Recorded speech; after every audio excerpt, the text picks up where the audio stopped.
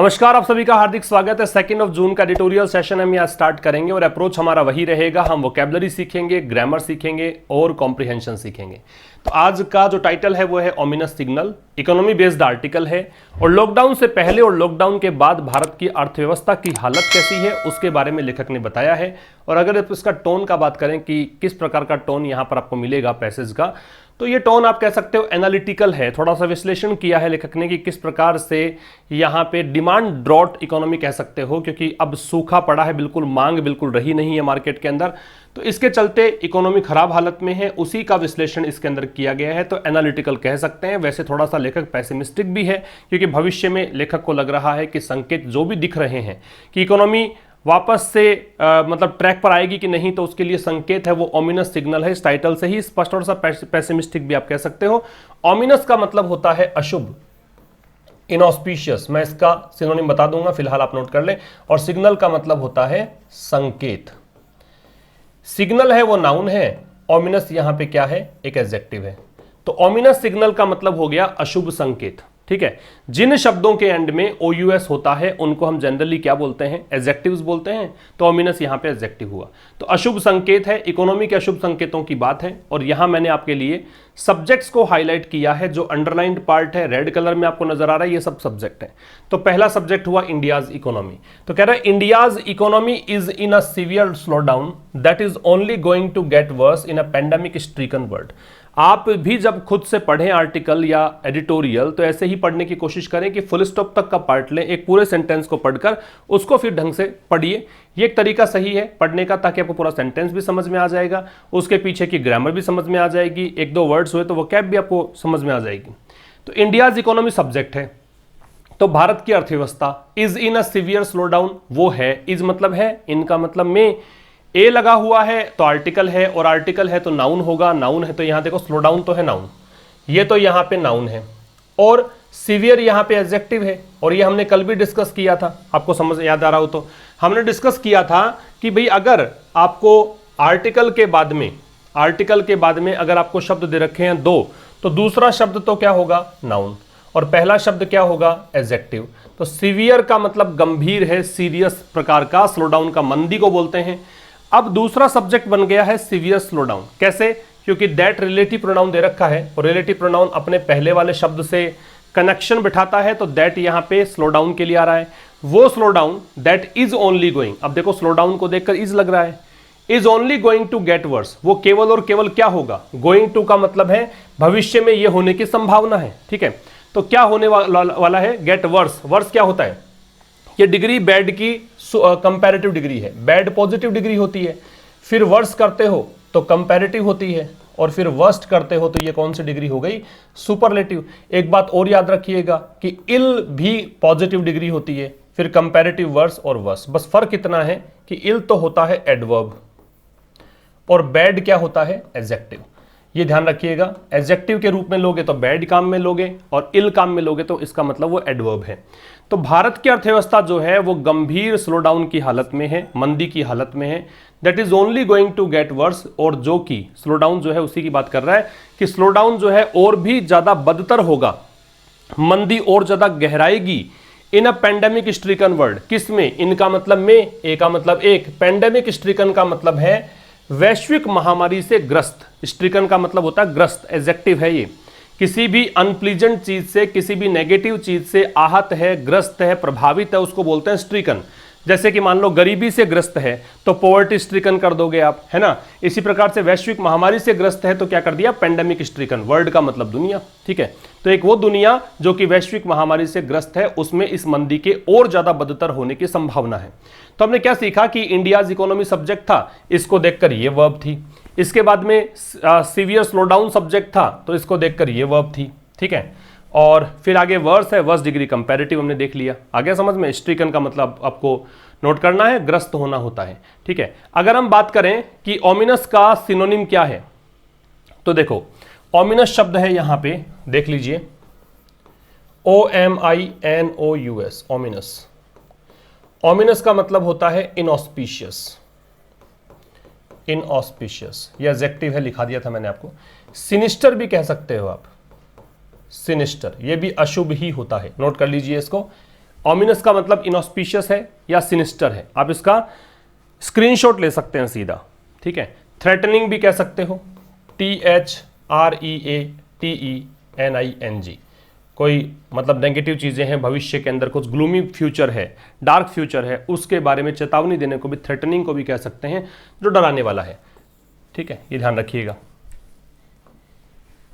इससे आगे बढ़ते हैं, देखो क्या कहना चाह रहा है। 3 months after finance ministry mandarins prognosticated that India's growth slowdown had bottomed out, the latest economic data has belied that prediction। समझिए, 3 months आफ्टर, 3 महीने के बाद, 3 months 3 महीने आफ्टर, बाद में फाइनेंस मिनिस्ट्री मैंडरिन्स, ये सब्जेक्ट हो गया।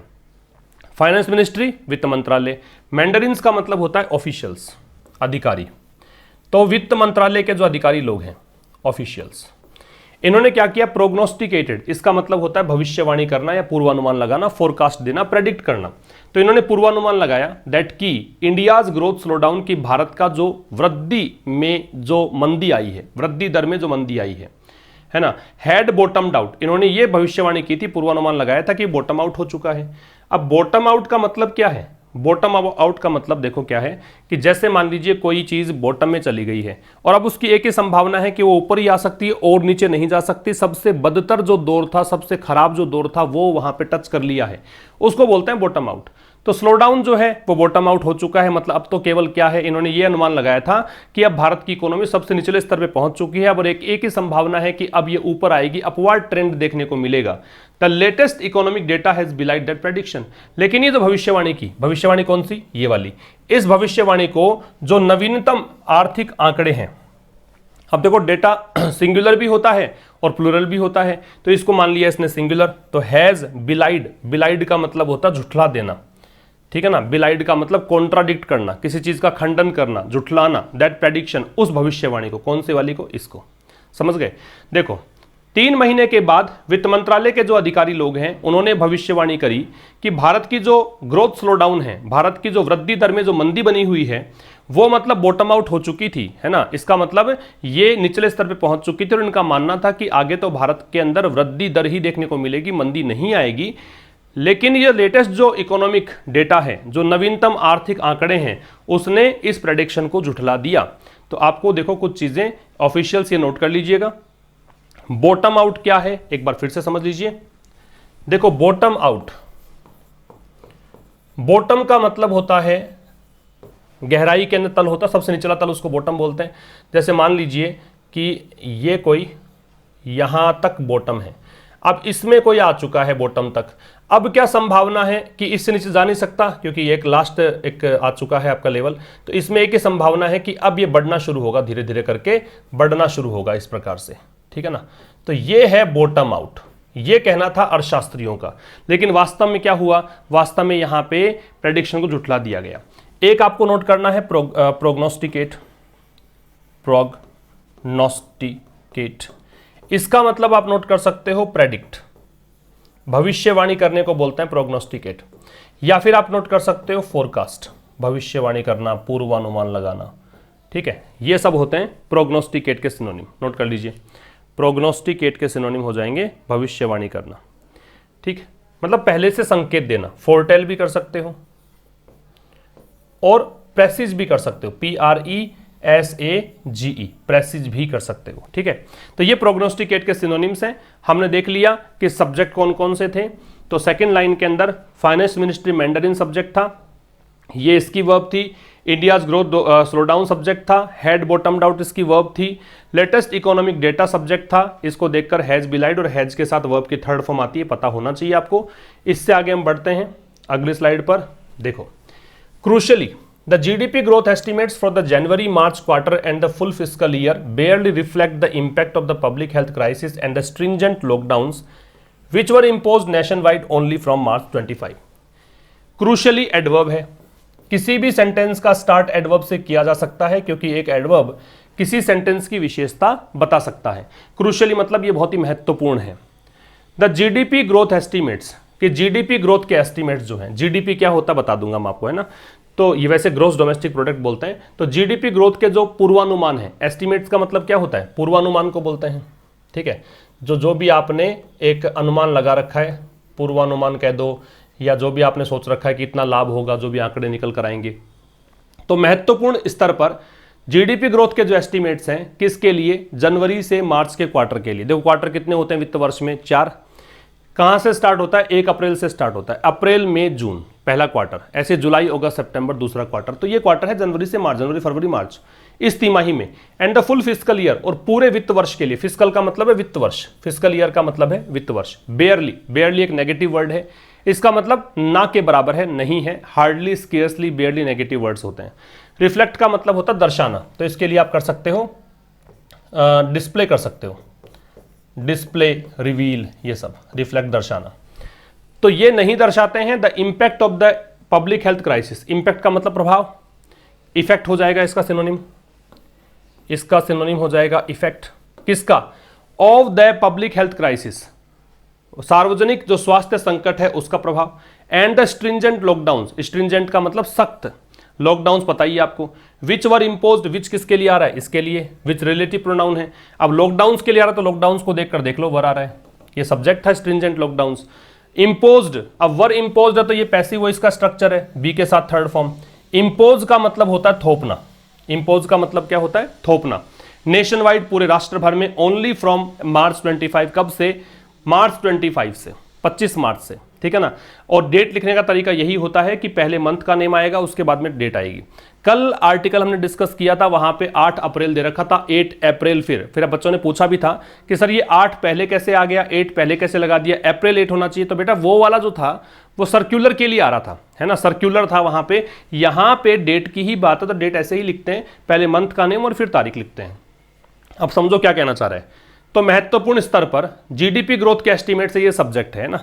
तो जीडीपी ग्रोथ के जो पूर्वानुमान है जनवरी से मार्च के क्वार्टर में और पूरे वित्त वर्ष के लिए, वो एस्टीमेट्स, अब एस्टीमेट्स प्लूरल है, इस कारण से यहां पे रिफ्लेक्ट प्लूरल वर्ब है, इसकी वर्ब ये वाली है, वो मतलब रिफ्लेक्ट नहीं करती है ना। जनवरी से मार्च तक के आंकड़े जो हैं वो नहीं दर्शाते हैं किस चीज को, पब्लिक हेल्थ क्राइसिस के इस प्रभाव को, जो ये कोविड-19 का प्रभाव पड़ा है, उस प्रभाव को अगर आप देखना चाहो जनवरी से मार्च के आंकड़ों में तो नहीं मिलेगा, सीधी सी बात है। क्योंकि लॉकडाउन कब लगा, 25 मार्च को लगा, तो उससे पहले तो कुछ भी हुआ, क्या फर्क पड़ रहा है, तो प्रभाव उसमें नहीं दिखाई पड़ता है। एंड द स्ट्रिंजेंट लॉकडाउन्स, और जो सख्त कठोर लॉकडाउन लगा है उसका प्रभाव भी आप जनवरी से लेकर मार्च तक के क्वार्टर में नहीं देख सकते। और लॉकडाउन के बारे में कहा है कि लगे कब से थे, 25 मार्च से लगा था लॉकडाउन। भैया बात कर रहे हो जनवरी से लेकर मार्च तक की, और लॉकडाउन लगा मार्च में, प्रभाव चालू हुआ कोविड-19 का मार्च से लगभग स्टार्ट हुआ, तो इसका मतलब इसमें प्रभाव तो पड़ा ही नहीं था ना इन चीज़ों का। तो इसमें तो आंकड़े कुछ अलग ही थे। मैंने पहले ही कहा कि भारत की स्थिति जो थी इकोनॉमी के स्तर पर अगर बात करें तो वो खराब ही थी, पहले भी देख लो, है ना। अगर आप प्री लॉकडाउन फेज देखोगे तब भी खराब थी, और पोस्ट लॉकडाउन तो आंकड़े बहुत ही भयावह होने वाले हैं, वो भी नजर आ जाएंगे। अब यहाँ पे देखिए, आपको एक तो देखना है स्ट्रिंजेंट, इंस्ट्रिजेंट तो हालांकि हमने कल भी डिस्कस कर लिया था, बता दूंगा मैं आपको। वैसे स्ट्रिंजेंट शब्द है, स्ट्रिंजेंट एडजेक्टिव को बोलते हैं, एडजेक्टिव है पार्ट ऑफ स्पीच की अगर बात करें। इसका मतलब है स्ट्रिक्ट, इसका मतलब है स्टर्न, इसका मतलब है हार्श, ठीक है, ये कह सकते हो स्टिफ।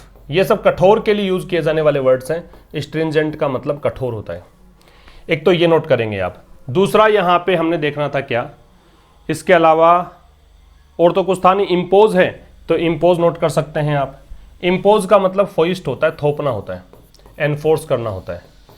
इम्पोज का एनफोर्स, बलपूर्वक लगाना कोई चीज को, या फिर फोइस्ट, थोपना। क्लैंप डाउन भी कर सकते हो, क्लैंप डाउन का मतलब भी थोपना ही होता है, ठीक है। तो इसका स्क्रीनशॉट ले लेंगे आप। स्ट्रिंजेंट का स्ट्रिक्ट, स्टर्न, हार्श या स्टिफ, और इम्पोज का एनफोर्स, फोइस्ट या क्लैंप डाउन, ये सब आपको पता होना चाहिए। इसके बाद में हम आ जाते हैं अगले स्लाइड पर। देखिए, the NSO's estimates show fourth quarter and fiscal 2019-20 growth slumped to 3.1% and 4.2% respectively, the slowest pace in 11 years। उसी से आगे बढ़ा रहा है कि जनवरी से मार्च का क्वार्टर देखोगे तो जनवरी से मार्च वाला क्वार्टर कौन सा है, फोर्थ क्वार्टर ही होता है, चौथी तिमाही होती है, क्योंकि मार्च तक का वित्त वर्ष चलता है, 31 मार्च को वित्त वर्ष का एंड हो जाता है। तो ये फोर्थ क्वार्टर की बात है, उसी क्वार्टर की बात है। तो NSO क्या होता है, नेशनल स्टैटिस्टिकल ऑफिस, राष्ट्रीय सांख्यिकी जो ऑफिस है, विभाग है, उसके आंकड़े। तो ये एस्टीमेट्स शो, तो इसके जो पूर्वानुमान हैं, इसके जो एस्टिमेट्स हैं, या फिर कहें कि जो भी इसने निर्धारण किया है वो दिखाते हैं। चूंकि एस्टिमेट्स प्लूरल है, इस कारण से देख लो वर्ब भी प्लूरल है, फर्स्ट फॉर्म प्लूरल होती है, और फर्स्ट फॉर्म के साथ में एस या ईएस है तो वो सिंगुलर होती है, ये पता होना चाहिए आपको। तो यहां पे शो है वो एस्टिमेट्स को देखकर वो दिखाते हैं कि चौथा क्वार्टर जो है और फिस्कल 2019 और 20 ग्रोथ है। आप पहले वाले पे आ जाओगे तब भी यही बात की थी कि इस तिमाही की बात कर लो या पूरे वित्त वर्ष की बात कर लो। तो एक तो यहां तिमाही की बात कर रखी है और इस पूरे वित्त वर्ष की बात कर रखी है। तो इसमें क्या हुआ, स्लम्प्ड ग्रोथ का मतलब वृद्धि, स्लम्प का मतलब उसमें गिरावट आई, मंदी आई। उसमें कितनी आई, 3.1% तक की मंदी आई और 4.2% तक की। इसका मतलब रेस्पेक्टिवली और दे रखा है। रेस्पेक्टिवली का मतलब क्या होता है, क्रमशः। रेस्पेक्टिवली का मतलब क्रमशः, क्रमशः मतलब जो पहले आया वो पहले। तो 3.1% तो किसका है, इस फोर्थ क्वार्टर का है, और 4.2% किसका है, इस फिस्कल ईयर का है। बात समझ में आई। तो यहां पे राष्ट्रीय सांख्यिकी विभाग ने आंकड़े बताए।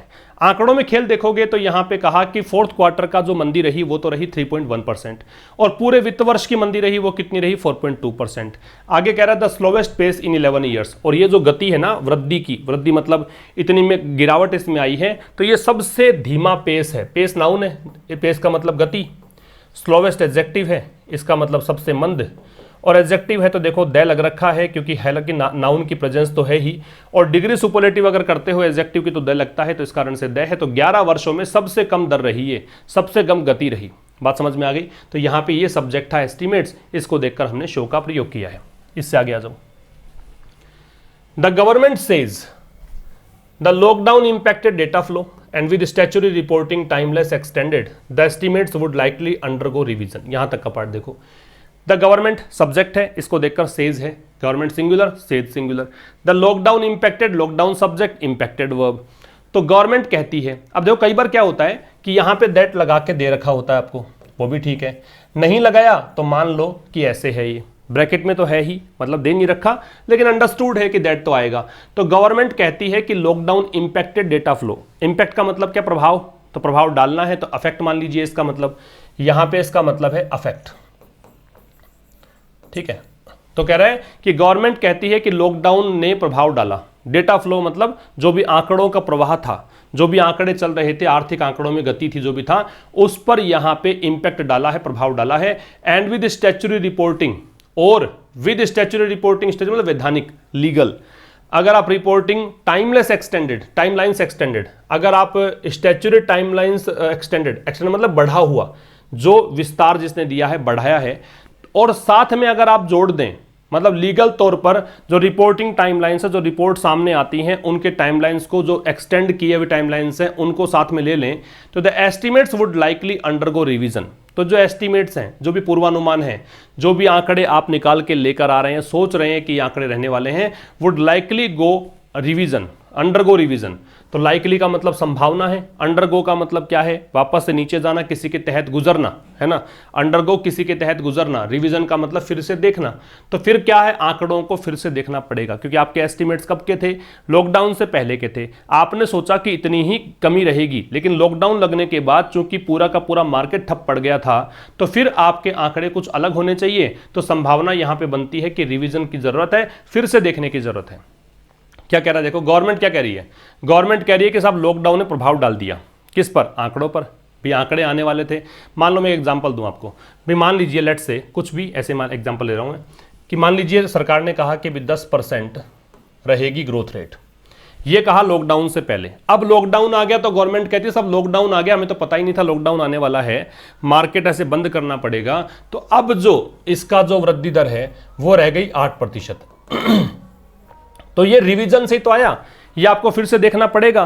तो यहां पे गवर्नमेंट कह रही है फिर से देखना पड़ेगा इसको। तो गवर्नमेंट कहती है कि लॉकडाउन ने प्रभाव डाला है डेटा फ्लो पर, और statutory reporting timelines extended. Statutory का मतलब वैधानिक तौर पर जो टाइमलाइंस हैं, मतलब जो रिपोर्टिंग टाइमलाइंस का मतलब क्या हो गया कि वैधानिक तौर पर हमें टाइमलाइन जो है बढ़ानी पड़ी रिपोर्ट करने की। पहले हमने टाइमलाइन दी थी अलग कि हमने इस समय सीमा के अंदर रिपोर्ट किया था, अब ये कह रहा है कि रिपोर्ट टाइमलाइन अलग कर दी, एक्सटेंड बढ़ गई। तो अब जो एस्टिमेट्स जो हैं उसकी संभावना क्या है कि रिवीजन देखना पड़ेगा, इसमें यहां पे फिर से देखना पड़ेगा इन चीजों को। तो देखो समझ में आया कि आपको ये वाला, देखो इसमें इस तरह समझ लो आप इसको, थोड़ा सा कॉम्प्लिकेटेड है, ऐसे समझ लो कि जैसे मैंने कहा कि 10% का एस्टिमेट रखा था कि ग्रोथ रेट ये रहेगी, फिर लॉकडाउन लग गया, तो अब की बार क्या है कि ग्रोथ रेट जो एस्टिमेट आपने लगाए थे वो तो रहने वाला नहीं है, 8% रहने वाला है। अब गवर्नमेंट कह रही है कि भाई अब लॉकडाउन ने प्रभाव तो डाला ही है ना, आंकड़ों पे इस पे प्रभाव पड़ा, लॉकडाउन का प्रभाव पड़ा, और फिर साथ में ये कहा कि भी हमारी जो टाइमलाइंस है, एक तो रिपोर्टिंग टाइमलाइंस होती है कि आपको हर 3 महीने के अंदर, मान लीजिए मैं एग्जांपल दे रहा हूं केवल आपको, हर 3 मंथ्स के अंदर आपको आंकड़े देने पड़ेंगे, हर 3 महीने में आपको बताना पड़ेगा। अभी क्या हुआ, लॉकडाउन लगने के बाद में कोर्ट की तरफ से आदेश आ गया, मान लो स्टैच्यूरी का मतलब वैधानिक है तो लीगल है, कोर्ट की तरफ से आदेश आ गया कि आपको ये जो रिपोर्टिंग करनी है ना आंकड़ों की, ये अभी नहीं करनी है, थोड़ा सा आगे चल के 3-4-5 महीनों को जोड़कर फिर करनी है। ये 3 महीने की जगह मान लीजिए 6 महीने हो गया, अब 6 महीने के आंकड़े बताने हैं आपको, तो फिर गवर्नमेंट कह रही है कि भाई इन 6 महीनों के आंकड़े बताने के लिए, और चूंकि प्रभाव पड़ा है आंकड़ों पर, इसके लिए हमें क्या करना पड़ेगा, हमें हमारे जो एस्टीमेट्स है, जो भी हमने देखा था उसका रिवीजन करना पड़ेगा। संभावना है कि हमें रिवीजन में जाना पड़े, हमें फिर से देखना पड़े। अब समझ में आ गया है ना, बहुत आसान हो गया अब तो।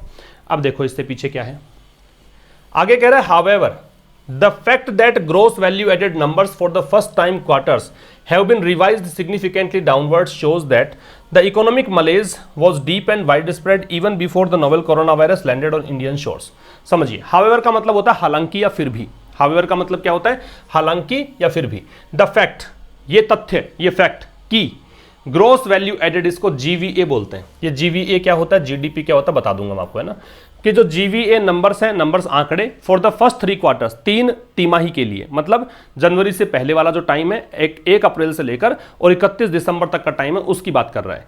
हैव बीन रिवाइज्ड, इनको रिवाइज किया जा चुका है, ये पैसिव वॉइस हो गया, बीन के साथ थर्ड फॉर्म है तो पैसिव तो होना ही है, तो ये इसको रिवाइज किया जाए। रिवाइज का मतलब है फिर से देखना, फिर से इनको देखा गया, संशोधित किया गया है आंकड़ों को, सिग्निफिकेंटली मतलब बड़े स्तर पर, डाउनवर्ड्स का मतलब नीचे।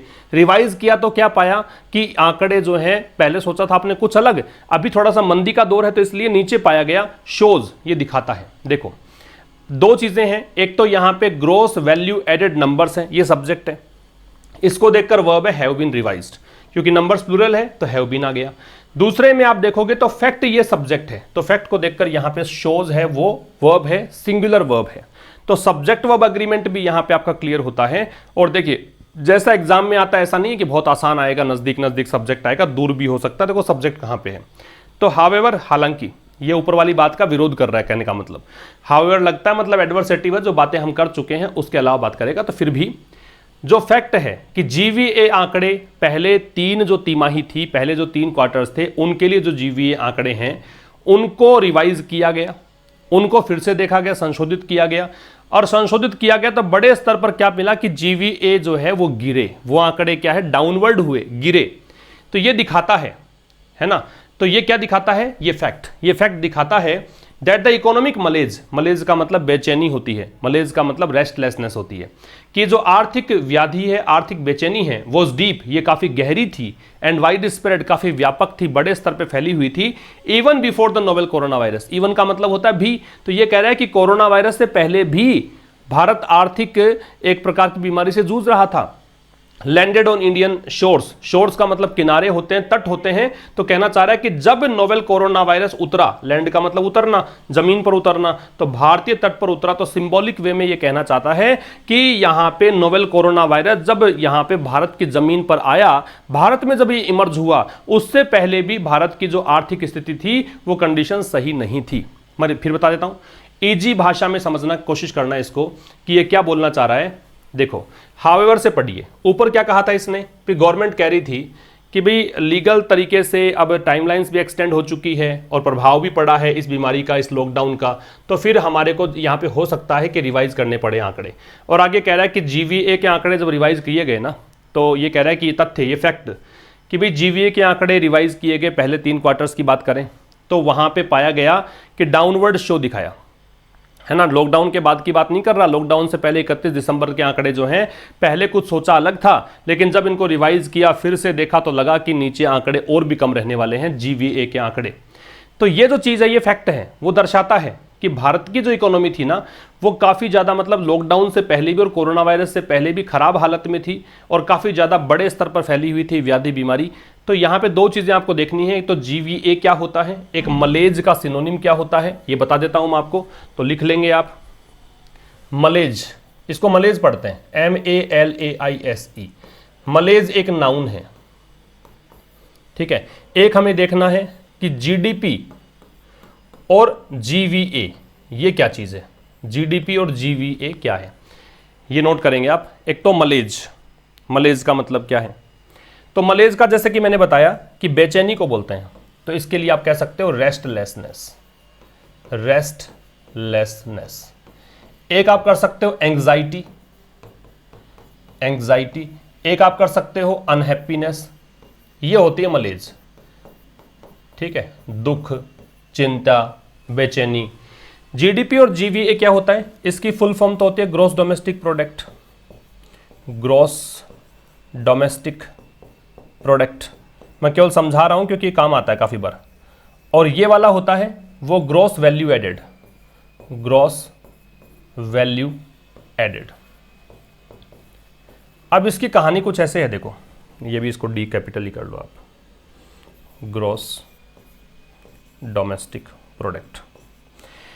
देखो मान लीजिए किसी निश्चित समय सीमा में, मैं कहता हूं जैसे एक साल के अंदर, एक साल का टाइम लेते हैं, और एक साल के अंदर हमारे देश में, मैं एग्जांपल दे रहा हूं, एक साल के अंदर हमारे देश ने 1000 मोबाइल बनाए, ठीक है, जो भी प्रोडक्शन दिया, और उसकी बाजार के आधार पर कीमत की बात करें तो मान लीजिए मैंने कहा कि एक मोबाइल की कीमत 100 रुपए है, तो यहां पे कीमत हो गई 1 लाख रुपए, ठीक है ना। तो ये 1 लाख रुपए जो है ये भारत का जीडीपी हुआ। तो एक निश्चित समय सीमा के भीतर जितना भी प्रोडक्शन पूरे देश में, पूरे देश की सीमा के अंदर, पूरे देश की टेरिटरी में होती है ना, सेवा और प्रोडक्शन, तो वो बाजार की कीमतों के आधार पर देखते हैं कि कीमत कितनी है बाजार के आधार पर, तो वो जो मूल्य निकल कर आता है वो जीडीपी होता है। और GVA का मतलब क्या होता है, जैसे मान लो कि आपने एक चेयर बनाई, एक चेयर है और चेयर की कीमत लेट से 200 रुपए है, केवल एक एग्जांपल दे रहे हैं अपने ना, 200 रुपए कीमत है इसकी। अब चेयर को बनाने में जो भी चीजें लगेगी, फेविकॉल भी लगेगा, लकड़ी भी लगेगी, मजदूरी भी लगेगी, है ना, ये जितना भी चीजें लगेगी वो सब चीजों का कॉस्टिंग निकाल दीजिए। मान लीजिए सब कुछ मिला जुला के 80 रुपए निकाल दिया हमने, 80 रुपीज निकाल दिया, तो टोटल कितना आ गया 120।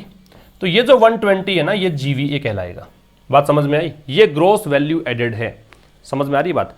तो ये 120 रुपीज इसकी कीमत आएगी, ये gross value added, value add की गई है, जो आपने खर्चा निकाल दिया है, जिस प्रकार का भी खर्चा आया, चाहे बिजली का आया हो, चाहे पानी का आया हो, चाहे मजदूरी लगी हो या ट्रांसपोर्टेशन लगा हो, वो सब निकाल दो और जो वैल्यू बचती है वो ग्रॉस वैल्यू एडेड है। तो ये फर्क है GVA और GDP में, मैंने केवल समझाने के आधार पर बताया आपको। इससे आगे हम पढ़ते हैं, देखो क्या देना चाह रहे हैं इससे नेक्स्ट आगे कह रहा है, देखो 4 of the 8 industry sectors that together comprise the GVA are now revealed to be in far worse shape than was responded earlier। कह रहे 8 इंडस्ट्री सेक्टर्स हैं, 8 उद्योग जगत के सेक्टर्स हैं। अब देखो उदाहरणों से समझ सकते हो आप, ऐसे लिटरल चलोगे तो शायद इकोनॉमी वाला आर्टिकल समझ में कम आता है। 8 सेक्टर कोई मान लो आप, कोई भी सेक्टर्स, कोई इंडस्ट्री है जो कोई लकड़ी का काम करती है, कोई इंडस्ट्री है जो रुई वगैरह बेचती है, कोई इंडस्ट्री कुछ है, कोई इंडस्ट्री कुछ है, 8 मान लो ऐसे, 8 में से 4, ये जो 4 हैं। फिर कह रहा है दैट टुगेदर कंप्राइज, अब दैट है किसके लिए आता है, रिलेटिव प्रोनाउन इसके लिए आएगा, तो कंप्राइज फिर किसके लिए आ रहा है, इसी के लिए आ रहा है। सेक्टर्स प्लूरल है तो कंप्राइज यहां पे प्लूरल है, वर्ब की फर्स्ट फॉर्म है। कंप्राइज का मतलब होता है से मिलकर बना होना, मैं बताऊंगा इसके बारे में, इंपॉर्टेंट वर्ड है। कंप्राइज का मतलब क्या होता है, से मिलकर बना होना। तो 8 सेक्टर्स जो कि साथ में मिलकर बनाते हैं GVA को, ग्रॉस वैल्यू एडेड को बनाते हैं, है ना, उनमें से 4 की बात कर रहा है। अब ये सब्जेक्ट है तो इसको देखकर ये वर्ब मैंने हाईलाइट नहीं किया, सॉरी फॉर दैट, ये 4 को देखकर आ रहा है। Are now revealed to be, अब वो सामने आ गया, उजागर हो गया। आर रिवील्ड पैसिव वॉइस है, नाउ अब रिवील हो गया है, सामने आ गया है। To be in far worse shape, to be मतलब होना, इन मतलब में, फार वर्स का मतलब बहुत ज्यादा बदतर, बैड की डिग्री कंपैरेटिव वर्स है, फार लगा दिया तो इसकी इंटेंसिटी बढ़ा दी इसने, और भी खराब, बहुत ज्यादा खराब हालत में है। देन वॉज रिपोर्टेड अर्लियर, किसकी तुलना में, तो देखो वर्स डिग्री कंपैरेटिव है तो देन लग गया, किसकी तुलना में, जैसा कि पहले रिपोर्ट किया गया था उसकी तुलना में। तो 8 इंडस्ट्री सेक्टर्स में से 4 इंडस्ट्री सेक्टर्स कौन से, जो GVA बनाते हैं। तो GVA का निर्माण करने वाले 8 इंडस्ट्री सेक्टर्स, उसमें से 4 का उजागर यह हुआ कि जब रिवीजन किया गया आंकड़ों का कि बहुत ही बदतर हालत में थे, जितना रिपोर्ट किया गया था उससे भी ज्यादा खराब हालत में निकल कर आए। बात समझ में आ गई भी? 8 सेक्टर्स है, 8 सेक्टर का काम क्या है? जीवीए का बनाना है। उनमें से 4 का देखो 4 ऐसे सेक्टर निकल कर आए जिनमें जैसी रिपोर्ट पहले की गई थी उस रिपोर्ट के आधार पर देखा, रिवीजन किया तो और भी ज्यादा खराब हालत में ये नजर आए, ये कहना चाहता है। अब यहां पे आप कंप्राइज जरूर नोट कर लीजिए, कंप्राइज इंपॉर्टेंट है। देखो कंप्राइज की कहानी ये होती है कि कंप्राइज बराबर होता है कंसिस्ट ऑफ, कंप्राइज का बराबर होता है consist of, CONSIST, consist of. ठीक है, एक बात याद रखना कि कंप्राइज जब एक्टिव वॉइस में होता है, अभी फिलहाल मैं बात कर रहा हूं एक्टिव वॉइस की, एक्टिव वॉइस में कंप्राइज के साथ में प्रेपोजिशन लगता नहीं है। अगर ये पैसिव वॉइस में हुआ, अगर कंप्राइज पैसिव वॉइस में हुआ तो फिर कंप्राइज्ड में ऑफ लग जाता है, तो फिर कंप्राइज्ड में ऑफ लग जाएगा। ये पैसिव वॉइस की कहानी होती है। इन दोनों का ही मतलब से मिलकर बना होना होता है, किसी चीज से मिलकर बना होना। ये स्क्रीनशॉट ले लीजिएगा, इंपॉर्टेंट है। कंप्राइज बराबर कंसिस्ट ऑफ, और कंप्राइज में ऑफ लग सकता है कब? जब पैसिव वॉइस में हो। आगे आ जाओ। दिस इंक्लूड्स, अब ये कह रहा है 4 सेक्टर कौन कौन से हैं जिसमें गिरावट आई है, तो उसकी बात कर रहा है। This includes manufacturing which contracted for a third straight quarter and shrank by 1.4% in the fourth quarter. Construction, the major job generating activity that continued to weaken and contracted 2.2%, and the 2 largest services categories. 4 sector की बात करी ना, 4 में से पहला कौन सा बताया? दिस इंक्लूड्स, दिस किसके लिए आ रहा है? ये जो कैटेगरी है 4 वाली, इसके लिए आ रहा है। दिस को देखकर लगाया इंक्लूड्स, दिस सिंगुलर है तो इसलिए इंक्लूड्स, मैन्युफैक्चरिंग को इंक्लूड करता है ये। ठीक है, तो ये जो है इंक्लूड करता है मैन्युफैक्चरिंग, निर्माण क्षेत्र।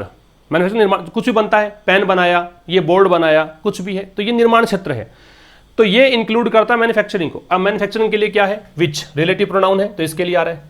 जनरली ध्यान रखना कि ये जो कोमा वाला पार्ट आता है ना यहाँ पे, तो कोमा आने पर रिलेटिव प्रोनाउन दैट नहीं आता, जनरली विच ही आता है, ये ध्यान रखिएगा आप। ये कोमा लगाते हैं तो विच लगाते हैं, तो विच कॉन्ट्रैक्टेड, कॉन्ट्रैक्ट मतलब सिकुड़ना, तो जो कि क्या हुआ? सिकुड़ा, मतलब कमी आई।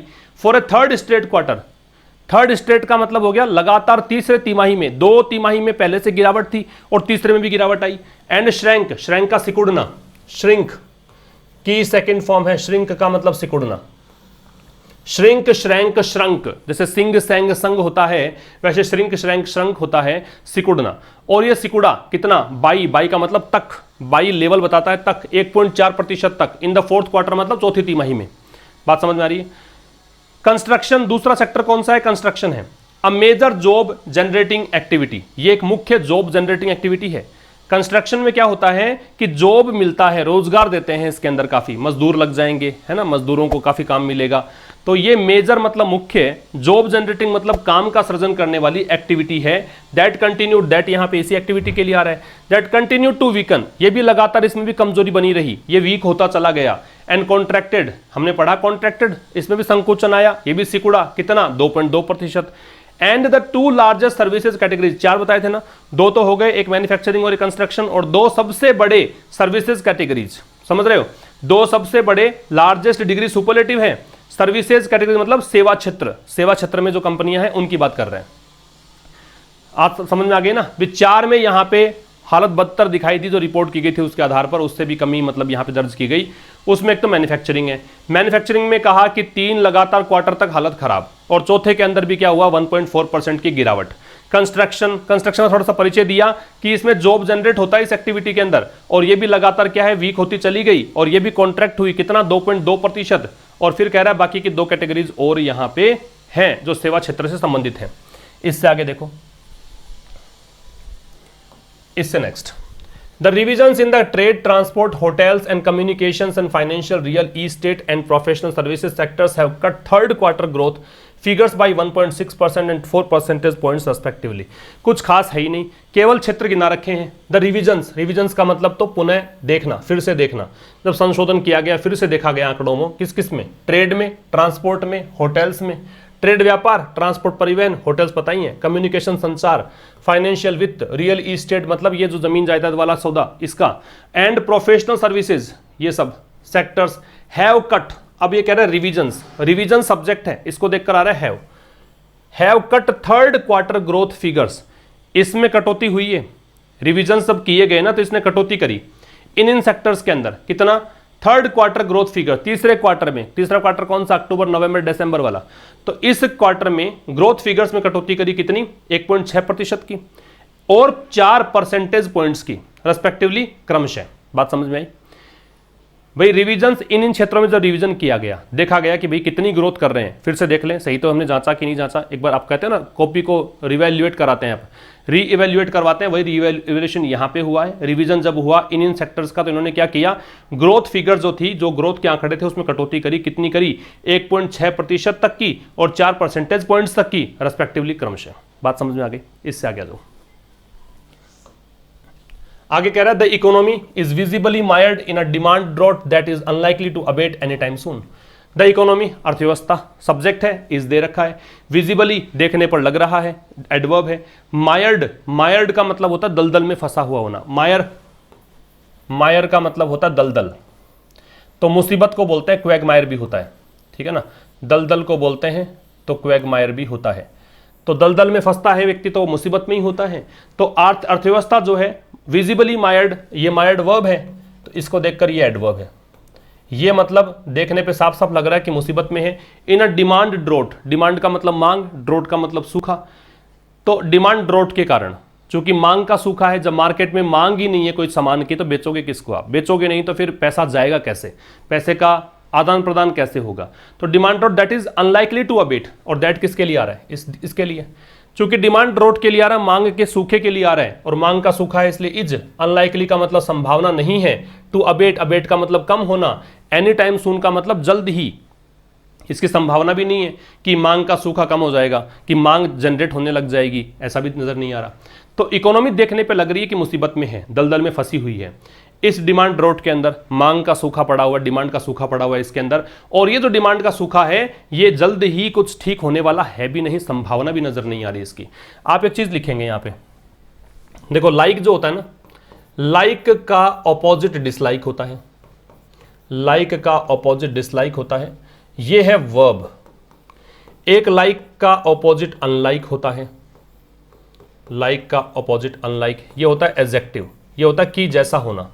और एक लाइकली, ये लाइकली एडजेक्टिव एडवर्ब दोनों होते हैं, ये अनलाइकली, ये होता है संभावना होना, संभावना होना, ध्यान रखिएगा, संभावना होना।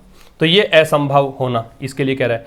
दूसरा एक यहां पे चीज आई थी वो और हम देख लेते हैं, क्या देखना था अपने को, अबेट। अबेट के सिनोनिम्स नोट कर लीजिए आप। अबेट का मतलब कम होना होता है, वर्ब है, ठीक है, और इसके सिनोनिम्स आप कर सकते हो लेसन, या फिर आप कर सकते हो डिमिनिश, या फिर आप कर सकते हो डाई डाउन, या फिर आप कर सकते हो रिड्यूस, ठीक है। मिटिगेट, मिटिगेट तो छोड़ दीजिए, वो तो कोई इंटेंसिटी कम करने के लिए यूज करते हैं। डाई डाउन, ये नोट कर लो आप, ये कम करने के लिए यूज करते हैं, इसको आप स्क्रीनशॉट ले लीजिए इसका। और इकोनॉमी की भाषा में एक शब्द और अच्छा से यूज कर सकते हो, सबसाइड यूज करते हैं आप, सब्सिडी होते हैं ना, सबसाइड, ठीक। तो ये अबेट है, कम होना है। अब हम बात करें तो इसके मांग का जो सूखा है, डिमांड का जो सूखा है, इसके कम होने की संभावना भी नहीं निकट भविष्य के अंदर। Private consumption spending which accounts for 55 to 60% of GDP extended and down trended as growth slid to 2.7%। ये जो स्लिड है ना, ये स्लाइड की सेकंड फॉर्म है, स्लाइड, स्लिड, फिर स्लिड, स्लाइड, स्लिड, स्लिड, खिसकना होता है नीचे की तरफ, ठीक है। तो कह रहा है प्राइवेट कंजम्पशन स्पेंडिंग, प्राइवेट निजी कंजम्पशन उपभोग, स्पेंडिंग खर्चा, तो निजी उपभोग का जो खर्चा है, विच अकाउंट्स फॉर, विच किसके लिए आ रहा है, इसी के लिए आ रहा है, विच आ रहा है इसके लिए। तो ये जो है अकाउंट्स फॉर, अकाउंट फॉर का मतलब होता है कोई मान लीजिए पार्ट है, कोई मान लो 100 है, 100, और उसका कितना हिस्सा आप कवर करते हो उसको अकाउंट फॉर बोलते हैं। तो ये जो पार्ट है ना प्राइवेट कंजम्पशन स्पेंडिंग, ये मतलब जिम्मेदार है जीडीपी का इतना हिस्सा ये बनाता है, 55 से 60% तक। एक्सटेंडेड डाउन ट्रेंड, एक्सटेंड मतलब बढ़ाना, डाउन ट्रेंड का मतलब नीचे की तरफ, ठीक है ना, डाउन ट्रेंड का मतलब ये वाला, अप ट्रेंड का मतलब ऊपर वाला, ऐसे। एज ग्रोथ स्लिड टू, इसने भी डाउन ट्रेंड एक्सटेंड किया, बढ़ाया, कारण क्या था, कारण ग्रोथ, वृद्धि जो है, स्लिड, ग्रोथ सब्जेक्ट हो गया, स्लिड इसकी वर्ब है, ये खिसक गई, मतलब नीचे की तरफ गिरी, कितनी, कहां तक गई, 2.7%। 2 लगता है जब मंजिल की ओर जाए तो कितना तक नीचे गई, तो 2.7% तक गई है। समझ में आ गया। तो कह रहा है कि प्राइवेट कंजम्पशन स्पेंडिंग जो जीडीपी का इतना पार्ट कवर करता है, इसने भी डाउन ट्रेंड दर्शाया है, इसने भी कमी दर्शाई है। और यहाँ पे कारण क्या था, कारण की ग्रोथ यहाँ तक गई है, कारण ग्रोथ में कमी आई है। फिर कह रहा है investment activity contracted for a third consecutive quarter and shrank 6.5%। मतलब इसमें आंकड़े हैं, केवल गिरावट किस में है, बढ़ोतरी तो कहीं पे है ही नहीं, केवल गिरावट की बातें हैं। तो इन्वेस्टमेंट एक्टिविटी, निवेश संबंधी जो गतिविधियां हैं, कॉन्ट्रैक्टेड, संकुचन आया, बात करी, 2 बार आ चुका है। For a third consecutive quarter, consecutive लगातार, तीसरे लगातार क्वार्टर में, एंड श्रैंक 6.5%, श्रैंक सिकुड़ना, और ये सिकुड़ का कितना, मतलब कितना सिकुड़ा है, 6.5% तक इसमें संकुचन आया है। तो इन्वेस्टमेंट एक्टिविटी भी कम हुई, निवेश कम हुआ है। निवेश लगातार तीसरे तिमाही में, 2 तिमाही पहले भी निवेश कम था, अब की बार भी निवेश कम है, और 6.5% तक ये श्रिंक हुआ है। बात समझ में आ गया। आगे देखो, इससे आगे, data coming for the current fiscal are revealing that devastating impact that the lockdown has had. Data coming in the fiscal for the current coming in for the current fiscal. Data subject है, इसको देखकर are लग रहा है। Data मैंने कहा था singular plural दोनों में यूज करते हैं मॉडर्न इंग्लिश में, वैसे डेटम सिंगुलर होता है, डेटा प्लूरल होता है। डेटा कमिंग, डेटा आंकड़े, कमिंग इन जो आ रहे हैं, किसके लिए, फॉर द करंट फिस्कल, वर्तमान वित्त वर्ष के लिए। वित्त वर्ष जहां पे बोला जाता है, इसका सीधा सा मतलब है 1 अप्रैल से स्टार्ट कर दो और 31 मार्च को एंड कर दो। 1 अप्रैल से लेकर 31 ऑफ मार्च तक, 31 ऑफ मार्च, ठीक है। 1 अप्रैल से स्टार्ट करके और 31 ऑफ मार्च तक स्टार्ट कर दीजिए, इसको बोलते हैं वित्त वर्ष। तो कह रहा है कि जो इस वर्तमान वित्त वर्ष के लिए जो आंकड़े आ रहे हैं, आर रिवीलिंग, आर डेटा को देखकर, रिवीलिंग का मतलब डिस्क्लोज करना, वो दिखा रहे हैं, सामने उजागर करना, वो उजागर कर रहे हैं the devastating impact. Impact noun है, डिवास्टेटिंग एडजेक्टिव है। और आप देखो कि जब एडजेक्टिव आईएनजी फॉर्म में आता है तो उसको कौन सा एडजेक्टिव बोलते हैं, उसको बोलते हैं प्रेजेंट पार्टिसिपल। तो ये प्रेजेंट पार्टिसिपल एडजेक्टिव है, ठीक है। जब आईएनजी फॉर्म में एडजेक्टिव आता है तो उसको बोलते हैं प्रेजेंट पार्टिसिपल एडजेक्टिव। तो प्रेजेंट पार्टिसिपल वर्बल एडजेक्टिव है। तो ये कह रहा है इंपैक्ट का प्रभाव होता है, तो ये उजागर कर रहा है विनाशकारी प्रभाव, डिवास्टेटिंग, विनाशकारी, that the lockdown has had, जो कि लॉकडाउन का पड़ा है। देखो हैज हैड हो सकता है, ये हेल्पिंग वर्ब है और ये मैन वर्ब है, क्योंकि एच के साथ थर्ड फॉर्म आती है तो थर्ड फॉर्म दे रखी है आपको हैड। ऐसा कभी नहीं होगा हैज हैव या फिर हैड हैव, ऐसा कभी नहीं होगा, थर्ड फॉर्म आनी चाहिए आगे वाली।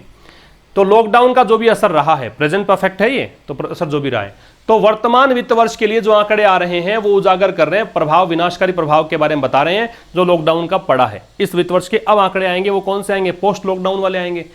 Output at the 8 core industries that represent 40% of the index of the industrial production contracted by an alarming 38% इन अप्रैल।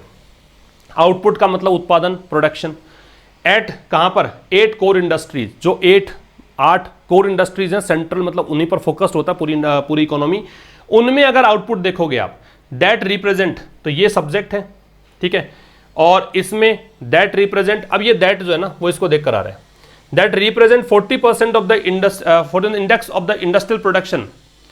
तो ये जो रिप्रेजेंट करती हैं, ये 8 कोर इंडस्ट्रीज क्या रिप्रेजेंट क्या होता है, प्रस्तुत करती हैं, दिखाती हैं क्या, इंडेक्स ऑफ इंडस्ट्रियल प्रोडक्शन। देखो सबके सूचकांक होते हैं, सभी की एक लिस्ट बनती है, तो ये इंडेक्स है किसकी, इंडस्ट्रियल प्रोडक्शन की, तो उसका 40% रिप्रेजेंट करती है, कॉन्ट्रैक्टेड बाय एन अलार्मिंग 38% इन अप्रैल। और ये संकुचन इसमें कितना आया है, अलार्मिंग का मतलब है भयावह है, चेतावनी देने वाला है, चेताने वाला है। अप्रैल में 38% का संकुचन इसमें हुआ है, समझिए। कह रहा है कि भाई 8 कोर इंडस्ट्रीज का प्रोडक्शन अगर आप देखते हो ना, आउटपुट देखते हो, जो कि इंडेक्स है, मतलब जो कि क्या है, 40% of the index of industrial production. Industrial production का 40% ये कवर करता है, जितना भी भारत के अंदर उद्योगों में उत्पादन होता है उसका 40% इन 8 कोर इंडस्ट्रीज का है, और इसमें 38% का गिरावट आई है, जो कि बहुत ही भयावह है। अलार्मिंग यहां पे एडजेक्टिव काम कर रहा है। Merchandise exports shrank 60% in the same month, और उसी महीने में, सेम मंथ मतलब अप्रैल की बात कर रहा है, अप्रैल में मर्चेंडाइज एक्सपोर्ट्स, मर्चेंडाइज व्यापारिक वस्तुएं होती हैं, तो व्यापारिक वस्तुओं का जो एक्सपोर्ट है ये सब्जेक्ट है, इसको देखकर श्रैंक वर्ब है। श्रैंक श्रिंक की सेकेंड फॉर्म है, इसमें संकुचन हुआ है 60% तक का इसी महीने में। व्यापारिक वस्तुओं का अगर एक्सपोर्ट की बात करें तो इसी महीने की बात करें तो 60% का संकुचन हुआ है। तो हर तरफ यहां पर गिरावट की बातें की जा रही है। आगे आ जाओ। The RBI which cut interest rates on May 22 was categorical in its assessment that a recovery would likely start only from the October quarter। RBI which आ रहा है, देखो कॉमा आ रहा है, कॉमा आ रहा है तो विच आएगा।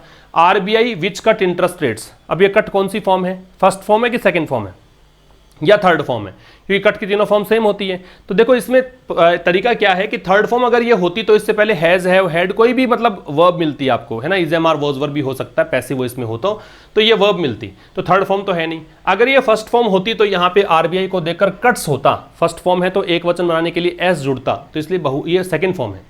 तो आरबीआई जिसने इंटरेस्ट रेट में कटौती की थी, कब, 22 मई को, डेट के पहले ऑन लगता है। वॉज कैटेगोरिकल, वॉज यहां पे आरबीआई को देखकर ये सब्जेक्ट और ये वर्ब, ये कैटेगोरिकल का मतलब होता है डेफिनेट, स्पष्ट, क्लियर।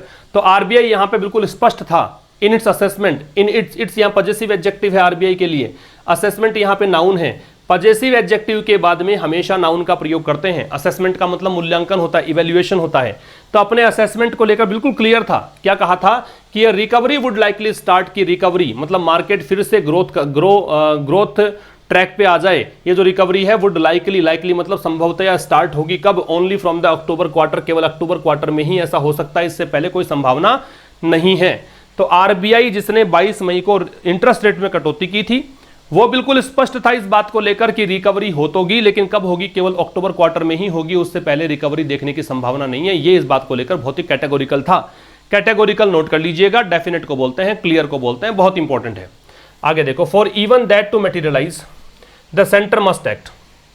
फॉर के लिए, इवन का मतलब भी, दैट का मतलब उस चीज के लिए, कौन सी चीज, कि अक्टूबर क्वार्टर में रिकवरी होने लग जाए, इसके लिए भी, टू मटेरियलाइज का मतलब है साक्षात रूप लेना, तो ये भी चीज वास्तविकता में घटित हो, ये भी चीज मतलब वास्तव में सामने आ जाए, रिकवरी होने तो लग जाए, तो इसके लिए भी the centre must act, centre को काम करना पड़ेगा। सेंटर केंद्र सरकार, मस्ट एक्ट का मतलब क्या हो गया, मस्ट एक्ट का मतलब हो गया ऐसा करना ही पड़ेगा। मस्ट यहां पे एक कह सकते हैं ऑब्लिगेशन के लिए आ रहा है, बाध्यता के लिए आ रहा है, तो इसको भी साक्षात रूप देने के लिए कि रिकवरी हो जाए, इसके लिए भी केंद्र सरकार को काम करना पड़ेगा, ऐसे यहां पे रिकवरी नहीं आने वाली।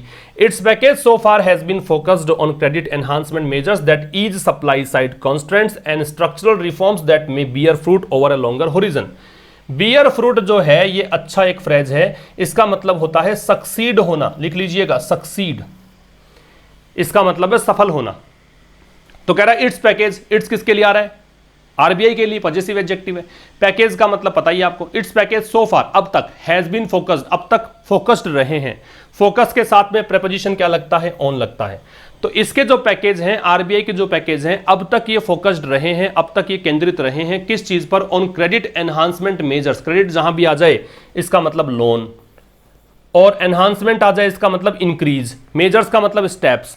तो ये किस पर फोकस्ड रहा है भाई, अगर आरबीआई की बात करोगे ना, तो आरबीआई ने वास्तव में कौन सी चीज चली है जिसके कारण की इकोनॉमी फिर से ट्रैक पर आ जाए, तो आरबीआई ने एक काम किया है कि लोन के लिए पैसा दिया है बैंक्स को बहुत ज्यादा, कि आप पब्लिक में लोन बांटो, कैश चलने दो मार्केट में, ये कहा है। तो क्रेडिट एनहांसमेंट मेजर्स का मतलब है वो स्टेप उठाए हैं जो कि लोन को बढ़ाने वाले स्टेप हैं। दैट किसके लिए आ रहा है, इसके लिए, चूंकि मेजर्स प्लूरल है इस कारण से ईज है, जो क्या करते हैं, सप्लाई साइड को आसान करते हैं। ईज का मतलब आसान करना, दो चीजें होती हैं, एक डिमांड और एक सप्लाई, तो सप्लाई साइड को आसान करते हैं। सप्लाई साइड कॉन्स्टेंट्स का मतलब जो नियंत्रण है, जो रेस्ट्रिक्शंस है, जो ऑब्स्टेकल है, जो इंपेडिमेंट है, जो हिंड्रेंस है, जो रुकावटें हैं, उनको आसान करते हैं। एंड स्ट्रक्चरल रिफॉर्म्स, और ढांचागत सुधार मतलब बेसिक सुधार, स्ट्रक्चरल का मतलब बिल्कुल जीरो से बिल्कुल रूट लेवल पर, और रिफॉर्म्स का सुधार, दैट में bear fruit over a long horizon, जिसका असर पड़ सकता है, जो सफल हो सकते हैं। दैट इन रिफॉर्म्स के लिए है, वो रिफॉर्म्स जो कि सफलता प्राप्त कर सकते हैं ओवर अ लॉन्ग होरिजन, मतलब काफी लंबे टाइम बाद में। ओवर अ लॉन्ग होरिजन का मतलब हो गया, लॉन्गर होरिजन का मतलब हो गया थोड़ा टाइम लगेगा इसमें, लेकिन हो जाएगा। तो कहना क्या चाह रहा है कि आरबीआई के पैकेज अब तक फोकस्ड किस पे रहे हैं, क्रेडिट एनहांसमेंट मेजर्स पर, है ना, ऋण बढ़ाने पर। और इससे क्या होता है, सप्लाई साइड के जो कांस्टेंट है उसमें आसानी आती है, स्ट्रक्चरल रिफॉर्म्स होते हैं, और ये जो चीजें हैं दैट में बियर फ्रूट, इसमें सफलता तो मिलेगी, है ना, ये जो चीजें सफलता तो मिलेगी इसमें। ओवर अ लॉन्गर होरिजन कब मिलेगी, थोड़ा सा टाइम लगेगा इसमें, है ना, थोड़ा सा समय लेकर सफलता मिलेगी। इसके आगे देखो, but the imperative now is to bite the bullet and opt for a massive fiscal stimulus that actually puts cash in the hands of the consumers and the millions of jobless youth in order to help revive demand. But the imperative का मतलब है compulsion, अनिवार्यता, compulsion, obligation, ठीक है, लेकिन अनिवार्यता now अब is है to bite the bullet. Bite the bullet का मतलब होता है किसी मुश्किल परिस्थिति का सामना करना। देखो इसको शाब्दिक अर्थ निकालोगे तो बाइट का मतलब काटना, बुलेट का मतलब गोली, गोली को चबाओगे तो मतलब बड़ा मुश्किल काम है, तो बड़े मुश्किल हालात को गुजार देना, मुश्किल हालातों का सामना करना।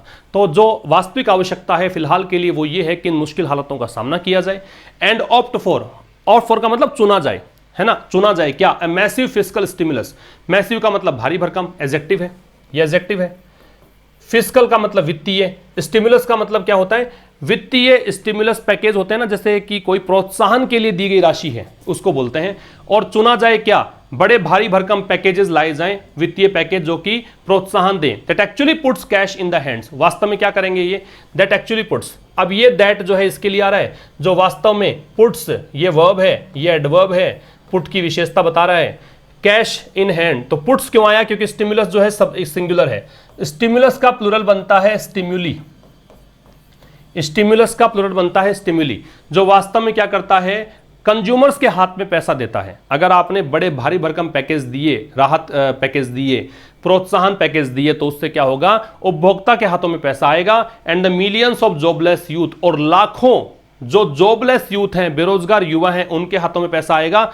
इन order to help revive demand, किस उद्देश्य से, इन ऑर्डर टू एक फ्रेज है, इसका मतलब इस उद्देश्य से। हेल्प रिवाइव मैंने बताया था कि हेल्प के बाद में V0 लगा सकते हैं और टू के साथ V0 भी लगा सकते हैं। डिमांड का मतलब मांग, इससे क्या होगा, डिमांड रिवाइव होगी। रिवाइव का मतलब फिर से एक्टिवेट हो जाएगी, फिर से सही चीजें, मतलब रिवाइव का मतलब पुनः सक्रिय हो जाएगी।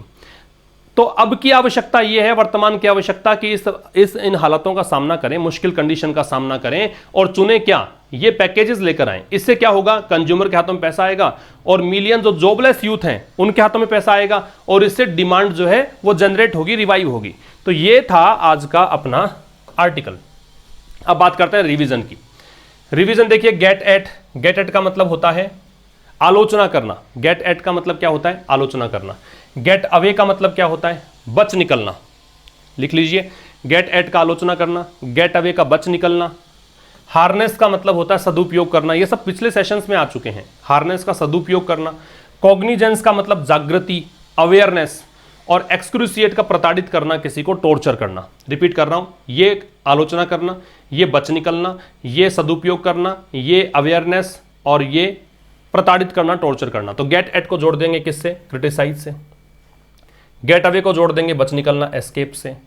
हार्नेस का यूटिलाइज, कॉग्निजेंस का अवेयरनेस और एक्सक्रूसिएट का हैरो, तंग करना, परेशान करना।